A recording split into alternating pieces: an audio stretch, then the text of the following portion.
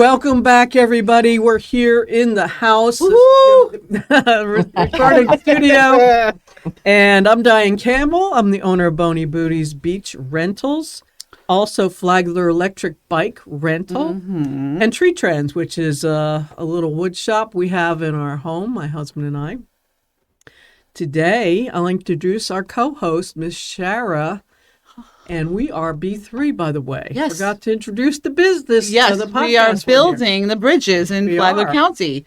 And I was going to ask if that was all the businesses. Well, you know. Legally, I guess. Yes. We're just going to go with those three. Okay, hi, my name is Shara. I own Sift and Sort. It's an organizing and downsizing company, and I love to help people simplify their lives. Who do we have today? We have Miss Jeannette with 2 N's. Yes. Mendoza. And she is the owner of Mendoza Coastal Notary. So welcome to the show, Jeannette. Good morning. Thank you. Thank you for having me. We are happy to have you here in the house, and I want to know about notary stuff. Notary stuff. Notary stuff. Okay. Tell her about it. So notary stuff is very important. So professional. I don't know, what else would you call it? Notarizing. Specialist. Notarization to legalize documents. Okay. Sealing and finalizing a will. Okay.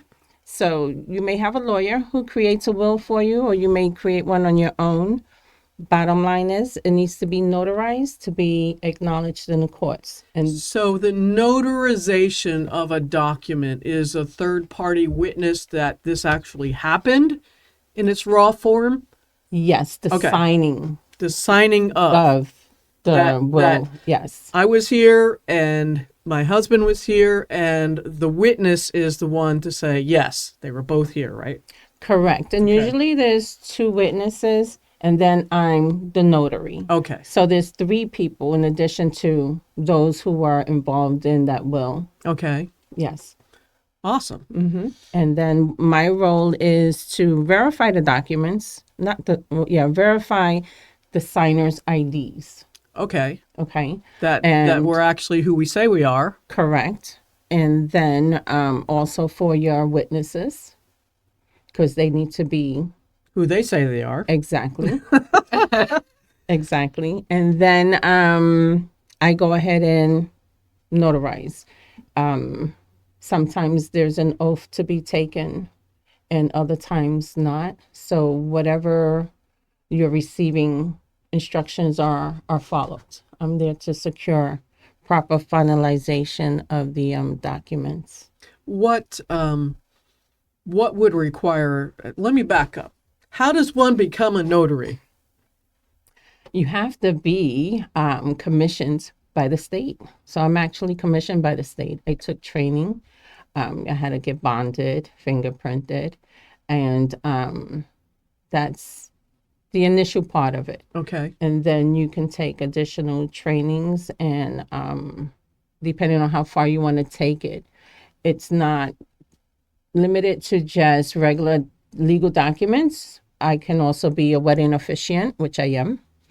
I've done a few here in Palm Coast, Okay. and I do real estate transactions for closings and deeds. So you could do that all in once. You could notarize the deed of the sale. Yes. So it's like all in one. Mm-hmm. How convenient. Yeah. Are most real estate agents notarized specialists? No, but they can be. Okay. And I And why am. would they choose not to be? Well, if they're a realtor already, they're involved in the purchasing and selling of homes, so they're already in the transaction. Oh, so that would be more like, it could be perceived as something in the game other than just witnessing. No, it will make them a little more knowledgeable in processing the real estate Okay. documents. I am a realtor too. You kind of have as many hats as Yeah, I good for you. I'm just going to on that side. But as a notary, you can't notarize your own Right. transaction. Got it. How strict is all that? I mean, who is there anybody checking on to make sure that these documents and the notary is actually doing their job properly? Yeah, the when it's a real estate transaction, it's the titles company role to ensure that everything was properly notarized and all the I's dotted and the T's crossed. When it's a will or a power of attorney or yeah, any That- kind of document. Once you take it to court, Okay. that's why it's important. Most people, they think, oh, I'm going to get a will and I'm going to just sign it. If it's not notarized, the courts won't acknowledge it. Oh. And sometimes people hold on to a will for many, many years. And by the time they go to the court, it's not notarized and it's not valid. Oh. So you So they can't need go to know. to the office store, buy a form, and write down there, my dog Fluffy goes to this person, and all my financial money goes to this person. If you don't have it notarized, it's not legal. It'll spare you probate. So let's say you want to leave your dog to your daughter, but your son is like, no, I want it. I want the dog. If you didn't have it notarized, there's no proof per se to say, but she already signed it over to me, but he could still contest it. Okay. So, That leaves it open Interesting. for contesting. yeah. So all you pet owners. I'm just using Yeah, that as an example. Yeah, specify, because often we'll hear, oh, I could just write my will and my wishes on a napkin Right. and sign it, and that's valid. Well, it may hold water, but if someone wants to say no, Fluffy's mine. yes, then that's where you open yourself where you don't want to have to go into probate and get it contested or anything like that. You're just trying to make it as clean as possible. Absolutely. Absolutely. So you're inside a real estate transaction. You're also inside at the table when people are signing their wills. Mm-hmm. What other documents are out there that people need to have notarized? A durable power of attorney, which I see here often.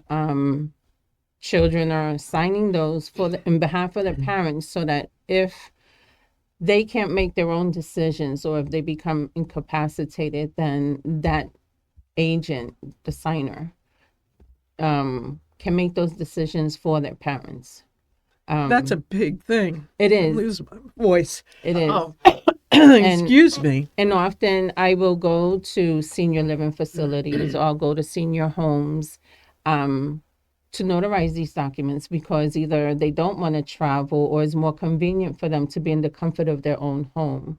So that's what I provide, the comfort, the confidence that the document is going to be executed properly, so that when and if the inevitable time comes, if it has to be done by the court, reviewed for any kind of contestment, the document is perfect. Oh, good. That's good. I want to go into a little bit more personal life. When did you move to Palm Coast? We came here in 2021, Okay. right after COVID. Okay. Yeah, I came from the Poconos, Okay. East Stroudsburg. Okay. That's where I became a realtor. And we were snowed in. We had like 3 feet of snow, literally goodness, 3 3 feet. Never had 3 feet, but that broke the camel's back. COVID, snowed in, we're out. So why and how Palm Coast? Neighbor friend, actually, pause there. I used to work in the hospital. Radiology technologist, CTs, X-rays, and there was a nurse that was posting on Facebook, showing all her updates with building of her home, and I was like, wow, that's fascinating. And she was so excited and posting. Her name is Judy. She's my neighbor friend. And I was like, wow. So I started chit-chatting with her and chit-chatting. We always knew we were going to come to Florida. We just didn't know when Or where? or where. So we got snowed in March. The end of March, we came to Florida and we explored a little south from here. And it piqued our interest, but that was it. So then speaking with Judy online on Facebook, we were like, okay, she's like, you got to come here. It's paradise. It's paradise. And I says, okay, I'm going to do it. So we came back in April and we left here owners of a lot. Oh, Yes. okay. We took the plunge. We were like, okay, if she could do it, we could do it. And she was very important in us getting here. Wow. Yeah. It's a very similar story to us. Yeah. Yeah, our family has been here for 30 years, but we looked at probably 19 other areas Wow. in our state of Georgia, just over the line into North Carolina, other places in Florida, and we ultimately chose right here where our family is. I'm so fascinated. That's why I always ask every guest, and just in general, I've been here since I'm 15. Nice. And I'm clearly not that age anymore. So I just always, especially through COVID, that was a big, Right. ordeal of people moving. But I'm just like, why Palm Coast? And I get, other cities are more tourist and, this is just an interesting county. And it is beautiful. So I'm just always wondering. It has the mix of It does. healthcare, scenic places, and for us, an anchor. Right. Yeah. Absolutely. And now I know that since you've been here, you have turned a new leaf and became very involved in the community very Absolutely. quickly. Yes. So if you want to get into that as well, please. I'm a little Miss Busybody. Was the first one at the coffee meet? Was that kind of like your first, or were you already out and about? Because that's when I kind of started seeing. No, you. that Okay. was the first Oh. coffee meet. Okay. Yeah. I went to the Lotus Notes and the Lotus funeral home coffee meet. Yes. And it was a great group. And that I was love only that. maybe a year ago, if Yes. that. Okay. Yeah. Okay. And since then, I joined the chambers, Uh-huh. and I'm an ambassador of the Palm Coast Chambers. Yes. And The I'm best way to also- get to know people Yeah. is to volunteer and get out there and start doing stuff. Absolutely. Since I am semi-retired, I went into notary while waiting to take the real estate test. I didn't know I was creating a business. It just Whoops. flourished. Yeah. Oh, sound familiar over there? Just kind of popped out, didn't it? Whoops. Yeah. Woo. There Yeah. goes that. So just like real estate, it's pretty flexible. I pick and choose. I'm intentional when I do it. I want to make sure that people understand. I'm sort of like an advocate for them to let them know that I'm here to make you comfortable, make sure you understand your documents, and then just branching out into serving the community through the Lions Club. Yeah. Woo. I know. You're I a was, fellow Yeah. lion. I was waiting for that. Yeah, Yes. I'm a Lions member also. Yes. And I do the after hours events and ribbon cuttings with the chambers.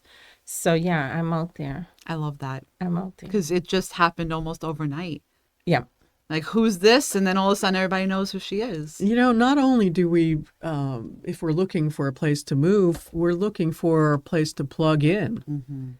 So you bring all these talents and abilities into to the area, and you start getting out there. I love that part of it. I know. You do. When you start to meet your people, You who find you're- them eventually. You do. Yeah. You do. Yeah.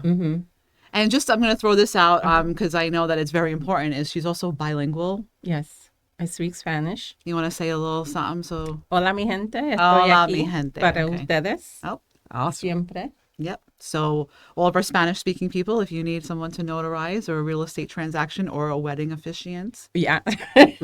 all those things. So you All can of the above. perform weddings on the beach or in the courthouse or where? Anywhere. Anywhere. Anywhere. I choose right now to do intimate, so I do only small wedding because I don't want to be in a huge event. I did do one though at the Halifax Country Club, and I was nervous. The people were so sweet and so genuine. I was like, wow, why be nervous? So I enjoyed it, but it was still small. I just like small groups. Well, I think she was asking because she has a beach rental business. No, that wasn't where I Well, was I going. mean, if for some chance they want to get married in a chair. Yeah. That is an option. I You know, almost did a beach wedding, but weather, yeah, weather is always iffy. yeah. Definitely, you can't. It's hard to plan for that. But you do weddings, you do real estate transactions, legal issues regarding wills and end of life things. But not legal advice because I'm not a no, lawyer. we're not an attorney. No legal advice. Right. What other things fall under the umbrella of a notary? Apostilles. I'm saying that again. Is that a Spanish term? No, Like what is that? pasteles? I don't know. Is that a pastry? What is that? It's an Italian term. It's an international process for American documents to be acceptable out of the country. For instance, if someone here wants to give power of attorney, meaning here in the U.S., to their family member abroad, let's say Italy. Oh, that's a good choice. Oh, perfect. Right up Diane's alley. That's a very good choice. You said Okay. Greece, I would have been over here. So but let's it's say, okay. Diane, if you want to give, if you have property in Italy I and you wish. want She will. someone to take care of it for you or Okay. sell it for you, or if you have banking and you need stuff done for you where you don't have to travel Right. back to Italy to get it done, you sign But I want your to try. power of attorney. Okay, so it's someone to act on your behalf legally in another country. Correct. Why didn't you say that? Oh, it's too simple to simplify it that way. I know, you know these fancy terms. But it's a higher notarization because my notarization is only part of it. It's not the final. The final is the state of secretary who has to Okay. put their seal and then it'll be accepted. I understand. What is there a price difference? You charge more for mobile than as if they would come to you or at a real estate office? How does that work? I am strictly mobile. Okay. I don't have a brick and mortar. So I always come, and yes, there is a higher fee based on the location and the type of notarization. Obviously, That real makes estate sense. transaction is going to be more documents as opposed to a POA. Okay. A yeah. POA. POA, power of attorney. I'm sorry. Thank you. And there are two. Acronyms. There's two different ones. There's a power of attorney, and then there's a durable power of attorney. Ah, what's the difference? Power of attorney is while the person is able to give the instructions to the person to do whatever it needs to be done.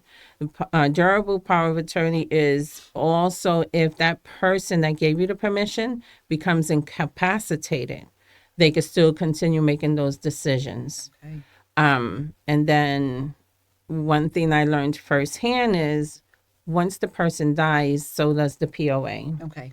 So there's a lot of education that I'm still seeking, and a lot of people still need to learn. So do you partner with I'm going to call them ALFs, since I know what that term is.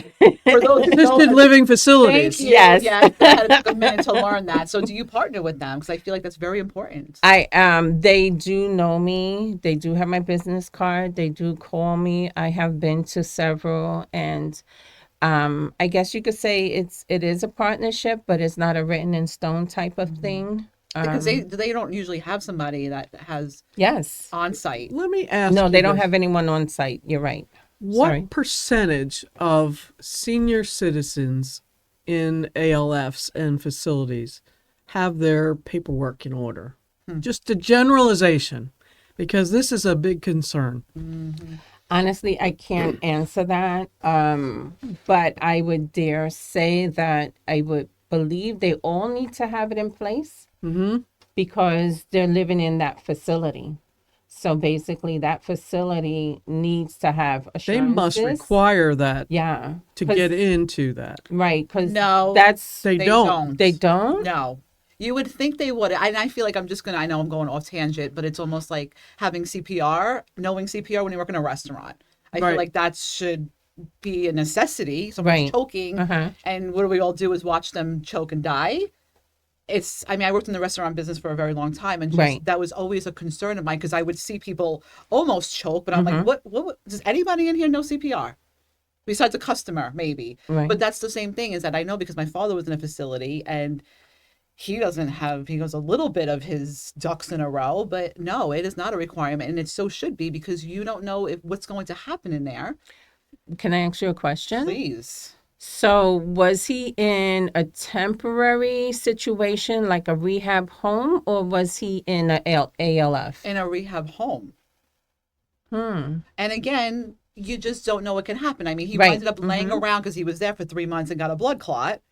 And again, in ALF, some unfortunately people do pass in there. Right. But even in a facility like that, a rehab, Right. anything can happen. I mean, Absolutely. you could sepsis. You could, I mean, it's why not be prepared is my Correct. thing. And I know it's unfortunately easier said than done most of the time. But you know what, Shara?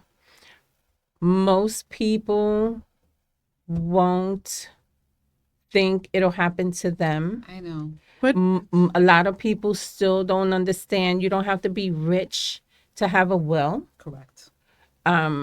And some people are like, oh, my husband will take care of it, or my wife will take care of it. oh, But man. Yeah. you can't. This is such a whole nother discussion. it's a foolish thought to have that someone's going to take care of it because you simply can't or won't deal with it emotionally Yes. or logically. I'm going through that with my father right I now. understand that. Yes. I mean, he's going to be 83 in July. Thank the Lord. What everything's can we okay. do to raise awareness so people have their affairs in order?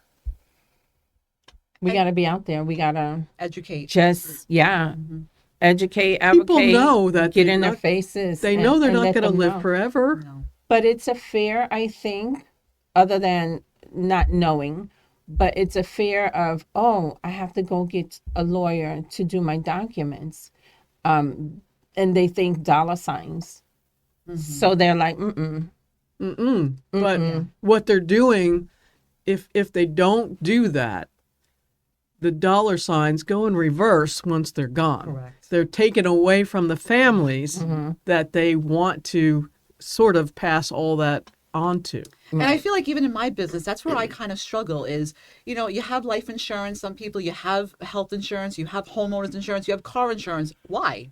In case something happens. So you know Absolutely. something could happen. You hope that it doesn't. But death, unfortunately, is inevitable. And that's where my struggle is trying to encourage people to do something now and get started because of all the anguish that comes with after, unfortunately, when it's definitely going to happen. Yeah. So my struggle right now is to convince people to get their things in order. Not so Yeah. much their paperwork, because that's obvious. That's for a most whole people. different thing, though. But It is. just the stuff that people have is chaos. And that's my journey now, is trying to figure out how to consult more so than get to, because I could hire the to-do dudes, Right. instead of they're awesome, by the way. They are so awesome. But again, like for me to physically do the work that I've been doing, working in garages, and I'm like, no, it's more of consulting, of telling people this is what's necessary and this is what you have to do in And case here's how you get it. in Right. case something happens. And it's not in case, because something will happen. Yes. Right. It's just when and how, and why not be prepared. And Right. It's the same thing. So with the medical insurance and especially vehicle insurance, those are requirements. So end was of just life gonna say planning that. should be a requirement. Right. So let's address the elephant in the room, and that's the cost. What is the range? We don't have to go into the details, but if I wanted just to prepare a will for my family, very basic, and have it notarized, what is the range that I can expect for that? Probably starting anywhere between $30 and up. $30 is A glass of wine and lunch. Yeah. it, Or one, yeah, exactly. It's exactly. like 2 cups of coffee and a Correct. pastry. $30. So why would you not do that? It's not fun. Well, I think like you said, it's more of just the realization that It's the reality of yes, you're Yep. going to pass. Correct. The inevitable. And if in a real estate transaction you're needed at the table to notarize, what is the range that happens? That the actual signers, the buyers and the sellers, that's all incorporated in their fees, their title fees. So they may or may not know what that fee is, but it could be anywhere from 100 to 250 or more, depending on the documents. I have done real estate documents that were mailed to clients as opposed to coming directly from a title company or a title company office, where I've gone to their house to do the closing. And again, that's all incorporated in their closing fees. But yeah, that's pretty much. So you could skip going out to dinner once or twice a month and you could have your affairs in order, which to me Yes. is a huge monkey off my back. Mm-hmm. Because I don't want to leave any strings, loose ends at the end of our time here on this earth to my girls. Yeah, absolutely. So, And it is unfortunate because we never know. I mean, what can happen ever? Yeah. You know, I mean, we can get into an accident and be could roll out of here and incapacitated. that'd be it. Yep. Yeah, So get yourself together, people. absolutely. Please, for your own sake. Yes, yes. And Jeannette, if you can tell everybody how to get in touch with you and if they need your services. I do have a Facebook page, Mendoza Coastal Notary. My phone number is 386-276-4054. My email is JM, as in Jeannette Mendoza, Notary, signed. So that's JM, NOTARY, Check the spelling. Yeah, with the singing and signing sometimes. SIGN @gmail.com. So Got Jeannette. And yeah, hablo español. Thank you so Gracias. much for having me. Gracias. This was great. We are Wonderful. grateful to dive into a subject I didn't know much about at all, but so necessary Yeah. and required with documents, as you heard.